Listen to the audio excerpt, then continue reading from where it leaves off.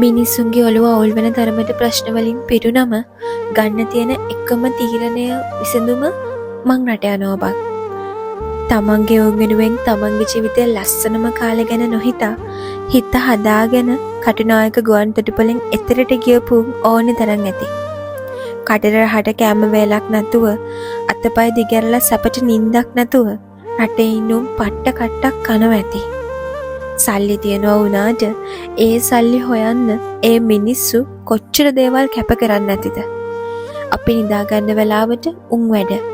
ඒත් අතාරින්නේ නැහැ. තව අවුරුදු 2-3ක් කට්ට කනවා කියලා දවසින් දවස පැයෙන් පැය උන් දාඩිය දන් දුන්නා. ඒ සල්ලි අත ගන්න ගොඩක් අය හිටියට ඒ විඳින දුක ගැන අහන්න කවුරුත් ළඟ හිටියේ නැතුව ඇති. ඉතින් මොනව කරන්නද?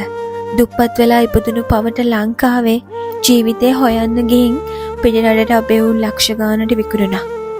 ඒක තමයි උන්ට කියා ගන්න බැරි අනිත් අයට අහන්න වෙලාවක් නැති ගොළුණු රට විරුවන්ගේ කතාව.